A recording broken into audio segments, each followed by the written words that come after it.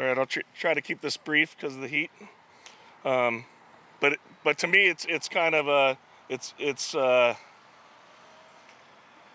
how would you say it? It's fitting that it's a Red Friday, and so remember everybody deployed. And today we get to remember the great Master Sergeant Leslie Johnson. So the city of Lacey has an extensive and very proud history as a military community. We're honored to say that over 36,000 veterans call Thurston County home, with almost 6,000 veterans residing in the city of Lacey. The city is also grateful that many active duty members stationed at Joint Base Lewis McChord also call Lacey home. At the city, we work closely with JBLM and other South Sound entities in efforts to foster outcomes that are beneficial for the base, active duty members, contractors, veterans, and the surrounding communities. In 2014, the city of Lacey became increasingly aware of the challenges veterans were facing in our community, and in response, the council determined to improve veteran access to services. This resulted in the creation of the Lacey Veteran Service Hub, a one-stop shop where veterans can access employment, education, housing, health care, nutritional services, in addition to benefits and VA claims assistance, military service verification and documentation, legal aid, and much, much more. The Hub proudly works with 80-plus nonprofits to provide these services. This year, we are excited to be able to expand the Hub from 1,200 square feet to 8,000 square feet to provide better service to those that serve this country. In 2020, even with the challenges of COVID-19 pandemic, the Hub continued to provide services, booking over 6,910 client appointments, including nearly 2,238 for VA benefit assistance, 1,728 for behavioral health counseling, and 451 for nutritional services. While the Hub's identified service area is Thurston County, no veteran is ever turned away, and no veteran is ever charged for services provided by the Hub.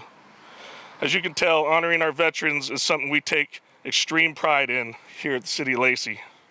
And today we gather here to honor and celebrate one of the most, if not the most decorated veteran ever to reside in Lacey, Master Sergeant Leslie Johnson, also known as Les. President Dwight D. Eisenhower, who served as Supreme Allied Commander of the Allied Expeditionary Force, ordered the D-Day invasion, once remarked that what counts is not necessarily the size of the dog in the fight, it's the size of the fight in the dog. By all accounts, Master Sergeant Johnson's size of fight was unmatched and exemplified by his exceptional military career and steadfast dedication to his country during World War II and the Korean War. Master Sergeant Johnson enlisted in the Army in 1943 at the age of 17. In the Army, he trained as a combat medic. He used these skills at one of the most pivotal moments in World War II, the Battle in Normandy, also known as D-Day and codenamed Operation Overlord. On June 6th, nearly 160,000 American, British, Canadian, and other troops traveled across the English Channel to the beaches of Normandy, where they met the unrelenting barrage of hostile German artillery fire. As Eisenhower stated in his address ordering the invasion, "Your task will not be an easy one. Your enemy is well trained, well equipped, battle hardened. He will fight savagely."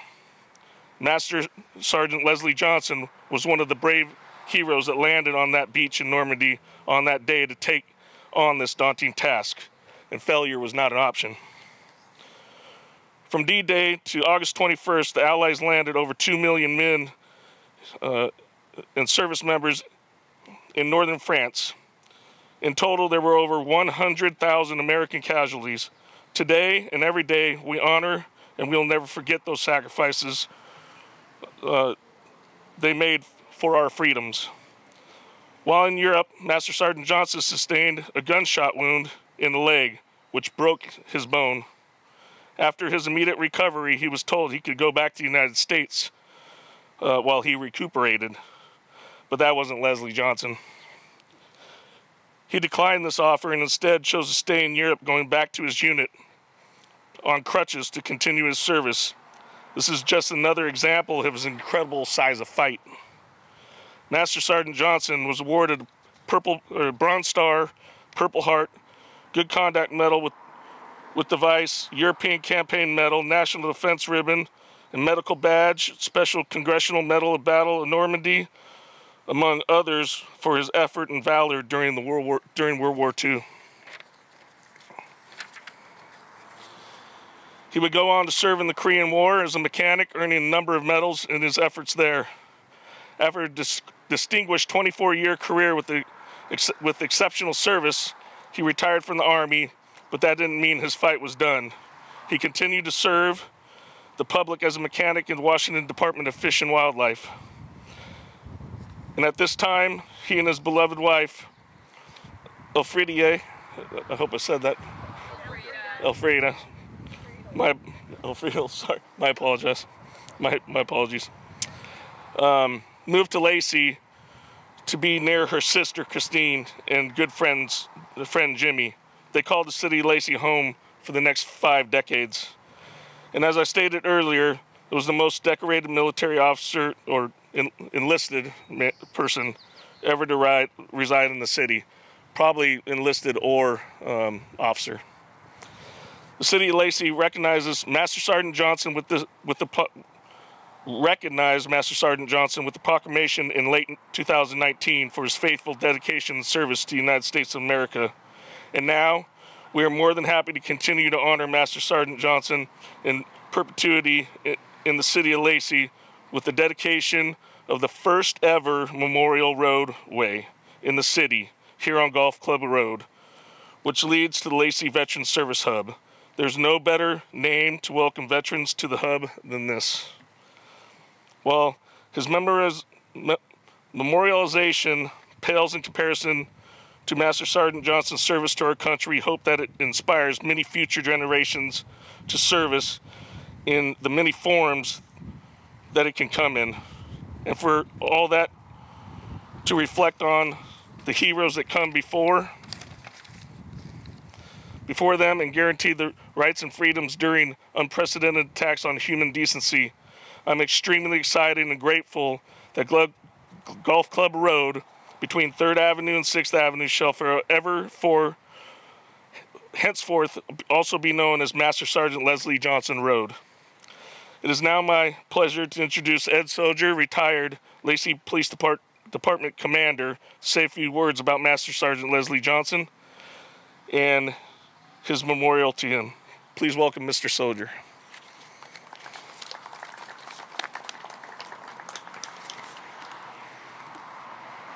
Thank you, Michael. Appreciate that. And, you know, I got thinking about Mr. Johnson. I never called him Leslie. It was always Mr. Johnson because he deserved that kind of respect.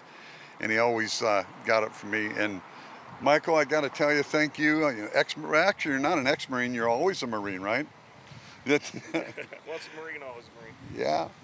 And, but on behalf of the Johnson family, we want to thank the City of Lacey, Shannon, Assistant City Manager, Scott Spence, City Manager, for all the work, and Michael spearheading a lot of this to make it happen. Thank you. We appreciate that. So anyway, I was going to freestyle this, and I promise it'll only take a few minutes. Hey, Ed, if but, you can. Yeah. We also have Colonel Bordwell from the 1-2 Striker Brigade, along with Major Garrison. You got it. Thank you for coming, gentlemen. You want to get them on a camera here real quick? Because Dorothea, one of the daughters, lives in England, and they're watching. Oh, nice. And so hopefully they're watching. Why don't you guys step out from just say hi? I think that would be nice, just so they can see. We're going a bit off script here. That's okay. Yeah. Thanks, fellas. Appreciate it. So, and Elfrida was preceded Mr. Johnson in death, and they were together. I don't know how many years, Karen. Long time.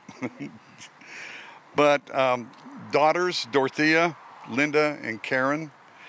Like I said, Dorothea may be watching from England now. A lot of grandkids, Mindy, Melissa, Courtney, Danny, Hannah, Jessica, and Leah.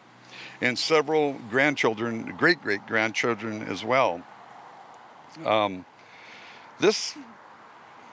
really got to know Master Sergeant Johnson the last 7 years or so. And I got to listen to him and follow him and the stories he told and things like that. But this man was a true hero. I got to tell you, you know, and he loved Lacey. He said 5 decades being a resident in Lacey. Went to school with his kids at North Thurston. We all graduated North Thurston High School. But he loved, like I said, living in Lacey. He really didn't talk much, from what I understand, till later in life about actually some of the experiences. You know, these soldiers who went through what they went through, and you talk about PTSD, can you even imagine what these people experienced? And it wasn't until, consequently, it wasn't until later in life he finally was able to talk about it, and boy, did he tell some stories. I wish I had had the sense to try to document it, because it would be on the New York's bestseller list, those stories he told. It was amazing. I remember one of them was he was captured by Nazi soldiers, and they were marching him, I think, to some prison camp, and all of a sudden these bombs started going off, and everybody scattered, including him. And boy, he said he ran as fast as he could for hours. He would have probably been a U.S. Olympic track star. I mean, as much as he got out of there. But can you imagine the horror of being a combat medic in Europe during the war and seeing your fellow comrades die or dying, arms or legs blown off? Can you, I mean, it's just unfathomable to even think about what this man had seen and gone through. It was just a terrible, terrible time. And I gotta digress just a second and say, you know, that's why I stand for the national anthem. I will always stand for the national anthem. And I hope everybody else does too. This is not a social justice issue, and we need to show the respect and honor these folks as much as we can. So I'll get off that for a minute. Didn't mean to go there, but sometimes it kind of pisses me off, I'll be honest with you. So anyway,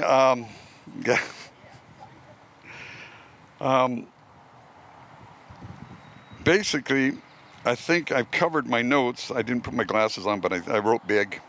But again, I think I would like to thank the city of Lacey for doing the right thing.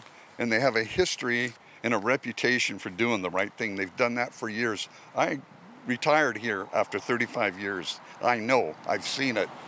And Lacey is a leader in that area, and there always will be. So thank you very much, appreciate it. Thanks, Ed. So just some closing remarks now, right? I would say, are there any members of the Johnson family who would like to say a few words? This would be a great time. You know, I'm just going to embellish on what Dad said. Can we get you on the podium so we can get this recorded?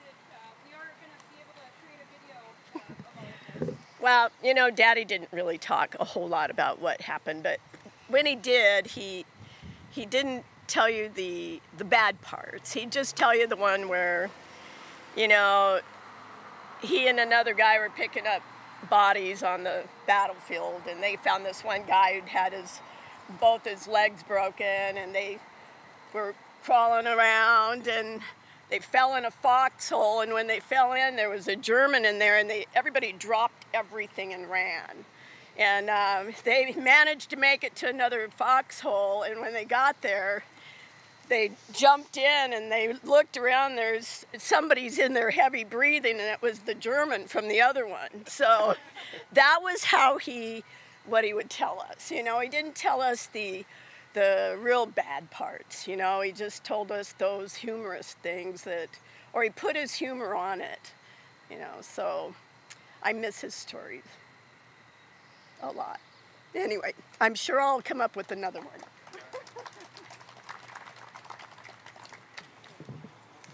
Well, a lot of people don't know, but a couple of his granddaughters were also officers in the military. I believe the Army, majors, and even one of their husbands was a major as well. And I think a couple of his siblings or their dads, right, were colonels. I believe even a full bird colonel. So yeah, I guess this is if there's nobody else that wants to say anything. No?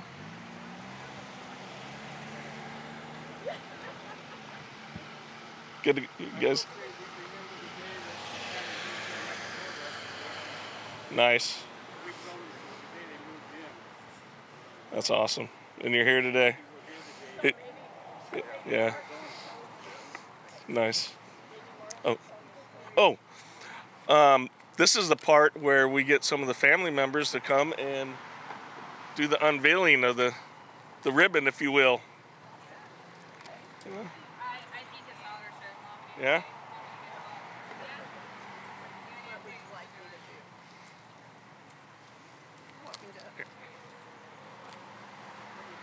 Just grab the ribbon and pull, and I'm going to take a video while you do it.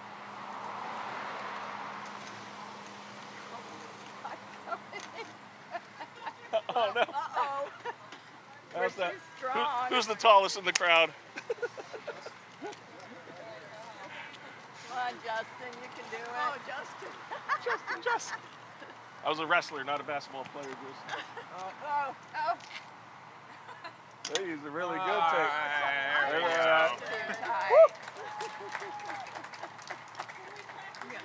You got one more story that asked maybe Karen to say about the watch, You want to tell the story?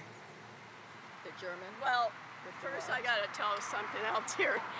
So when we moved to the Shirley Street address, Phil and Donna and Raylan and Mark and Janice all lived next door.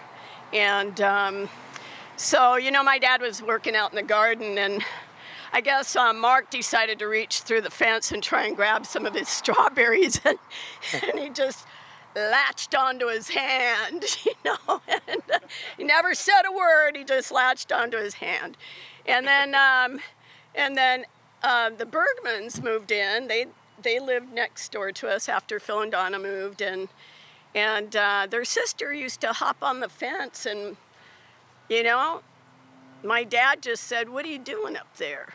You know, and he wasn't mean. He just looked at her and went, "You know, you're going to kill yourself."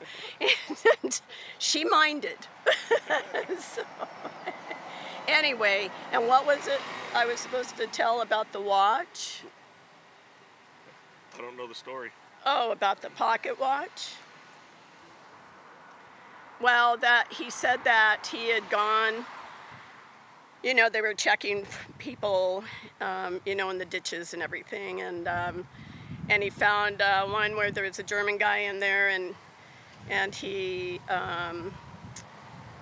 you know, said, "Oh, well, this guy's dead," and so, because he, you know, he was a medic, right? He checked him, he was like, "This guy's dead," and he said he had this most beautiful watch, you know, pocket watch, kind of, he could see, and he thought, you know, we're not supposed to do this, but if don't do it, the next person's going to come and take it, you know, and he just kind of reached over, and right about the time he did, the guy moved, and he just about fell out all over himself, I guess, and so they, you know, had this German soldier taken to the hospital, and he called my dad in and gave him that pocket watch. Nice. So, and I believe he, you know, gave that watch to his dad, you know, when he came home. And then he later went to visit that man at his home. So, you know, he made friends. And my dad always said, you know what, they're just kids, just like the rest of us, you know? So, anyway. Yeah, absolutely. Hi everyone, how are you doing? My name's Melissa King. I'm one of Leslie Johnson's granddaughters, if you don't know me. With that, I'm gonna hand it over to my sister Courtney. Just kidding, okay. If you all knew, my grandpa, he lived life always humorous. Like, I mean, you never knew if this guy was actually being serious or not. And it's just amazing to think of all the things that he'd been through in the war. People, they thank us all the time for our service. And after we hear the stories from our grandpa, and just knowing what all those veterans that were in World War I or were in Vietnam or in the Korean War, any of those things, we just think to ourselves, like, you guys don't know how good we've got it. Those guys are the real heroes. They're our inspiration in life. And I just have to say, my grandpa, he's also a hero in the sense that he had 2 daughters and 4 granddaughters. This guy was just, I mean, I don't know how you deal with a household full of girls. I know. And of those 4 granddaughters, 3 of us decided to join the military. And I think it was probably his stories and his inspiration and dedication that really motivated us and inspired us to take that next step. My big sister, Amanda Patterson, she achieved the rank of E8, same as my grandpa when he retired. And so it's just such an honor today. I know when we celebrated his 93rd birthday this last couple years ago, they did a dedication. They made a quilt for him as a thank you at the bar that we celebrated at. And my grandpa, he actually like broke down in tears because he was just so grateful to know that there's people that are still out there that appreciate what he really went through and that they still honor the flag and stand for it today, and that they do appreciate everything that he fought for, because it really was for our freedom. And so I think I speak for my whole family. I don't know if anybody else wants to come up, but I don't think we could be any prouder of him, and we couldn't be any more grateful that for an honor like this. So his home for the last, how long has he been here? 50 years. 50 years. So thank you guys all for being here today and being a part of this. So I have to make a correction because I'm not normally very good at getting up here and remembering everything, but on that story, it was actually by the time he got to the foxhole, the guy they had dropped the guy on the litter running, and when they got to the foxhole, it was the guy in the foxhole was the guy that'd been on the litter. He had 2 broken legs and beat them to it. That's how he told the story.